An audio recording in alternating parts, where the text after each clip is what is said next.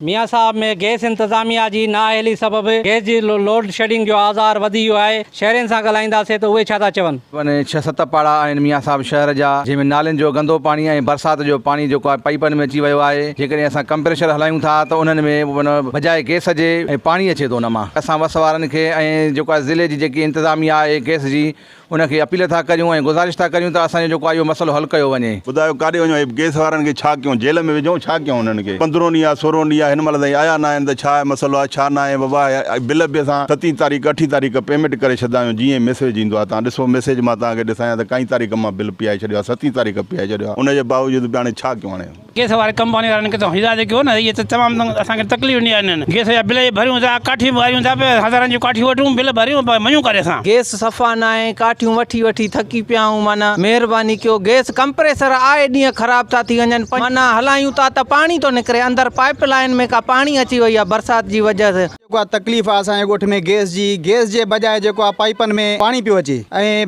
Bill त माहवार पंहिंजो उहो जेको आहे वठनि था हमेशह। त गैस जो नालो ई कोन्हे त गैस आहे छा। बाक़ी हमेशह जेको आहे असां पंहिंजो काठियुनि ते छेणनि ते गुज़र सफ़र था कयूं। 2 महीना थींदा त मियाँ साहब शहर जी गैस बंदि आहे। असां मुसलसल RM सां राब्ते में आहियूं। जेकबाद जालूं सप्लाई थी खोसो साहब खे असां चयो आहियूं, सिर्फ़ु ईअं अचनि था, घुमी वञनि था पिया। कल्ह गाॾियूं आयूं आहिनि, प्रेशर ॾिनो अथऊं त जेको आहे त माना तक़रीबन 15-20 जाइनि ते कनेक्शन जेके आहिनि त नाली मां सक था कनि पाणी वठी। असां हिननि खे चयो त बाबा पाणी थो अचे, चुल्हनि में पाणी थो अचे, पाणी थो अचे। हू चवनि साईं शिकारपुर सां ॻाल्हायो। शिकारपुर वारा चवनि साईं सप्लाई जेकाबाद जी आहे, जेकाबाद जो ZM आहे ई कोन। जीअं त तव्हां गैस सार्फिन जी ॻाल्हियूं ॿुधियूं, हिननि जो चवणु आहे त काफ़ी अरसे खां वठी मियाँ साहब जे गैस जो प्रेशर घटि आहे ऐं गैस जे पाइप लाइन मां गंदो पाणी अची रहियो आहे। ऐं असां इंतज़ामिया खे केतिरा ई दफ़ा दावूं कयूं आहिनि, पर को बि तदारक न थियो आहे।